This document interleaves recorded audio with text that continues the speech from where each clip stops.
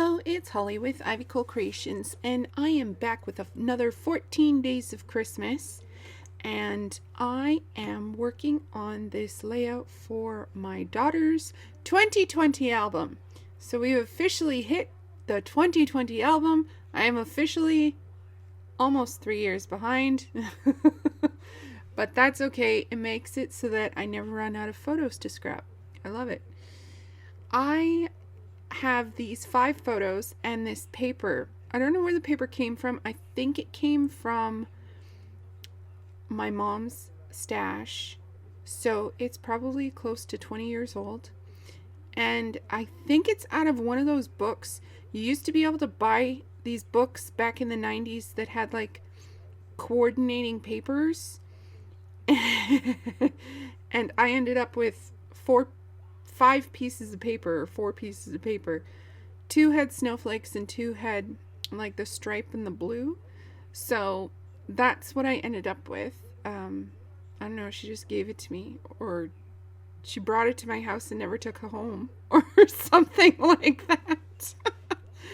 But yeah, so I ended up with this paper, but I love the snowflakes. So that works really well for this layout. Now, I have a question for you guys. Anybody who has this paper cutter, the little, it's the small 8.5 by 8.5 guillotine. Does your blade still cut straight? Because mine has started to basically rip edges of paper in the middle. Like at the top it'll cut straight, but then at the bottom and the end, or at the bottom in the middle, it will rip paper. So I'm wondering if I've cleaned it, so there's no sticky stuff sticking to it. And I've tried tightening the blade, and I've tried using like a steel on it to sharpen it. I know it's supposed to be self-sharpening, but you know, I've had it for 4 years. Like when it first came out, that's when I got it. I think 5 years, somewhere around there. So I'm just wondering if it's something that happens to it, or if I need to get a new one, or what. Anyway, let me know down in the comments. Back to the layout as I get distracted. I really like the fact that this paper, the stripes, had the colored polka dots on it. I just loved it. And so I wanted that to be the background. I know it mostly gets covered up by the photos, but I love that her jacket matches the purples and like the lighter pink tone in this paper. And once I got the photos down, I'm not following a sketch or anything. This is just my brain decided to do this. Once I got the photos down, it was easy enough to create little clusters, and I really wanted this tag on the page because I love this saying. It says, "If snowflakes were kisses, I would give you a blizzard." I just love it. It's the cutest thing. And I've seen it before and used it before, and I think it's Echo Park or Cartabella, one of those. And this is a Simple Stories collection sticker sheet, but I also use the Cartabella Let It Snow or Snow Day. It's from like 2019, 2018. Things that obviously you can't get anymore. So I'm trying to use up my sticker sheets.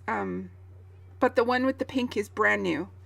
And that's the Simple Stories one. And that's from last Christmas because I got it on sale last year. So I stuck a bunch of stickers down, and then I totally changed my mind and I rearranged everything. So this is how I was rolling. And I wanted the Let It Snow to kind of just be in the middle and be there. And so I ended up just sticking snowflakes. There's little, the stickers, sticking snowflakes everywhere. And I love that the pattern paper behind has snowflakes all over it and made it just be able to be random. And I just love the way that it looks and that it turned out. And I tried to stay away from the teal. I know that there's teal in the, like the T and the S in the title are teal. But I wanted to keep it pretty monochromatic. I wanted to keep it in that purpley pink tone. And I used Dusty Concord oxide to ink the edges of the two sheets. I was going to ink all the way around, but of course I forgot, and I only remembered it when I started editing the video. So that's what I ended up with. And I have these periwinkle blue and like Dusty Concord colored sequins. So I pulled those out and put some down because it was like, I don't have enamel dots this color, but I have sequins this color. So I started off with those and I just kind of went hog wild. I went a little crazy. And then in one of my sequin packs, it actually doesn't have barely any sequins in it. It has gems, like half back pearls and stuff. There's purple pearls and there's hearts in the shape of gems, or gems in the shape of hearts, and these tiny little gems, and they just were so sparkly, and I wanted them all over the page. So I just went crazy, and I used my little Zot dots to stick them down. And I don't remember the name of these sequin packs. I got one in teal and one in purple.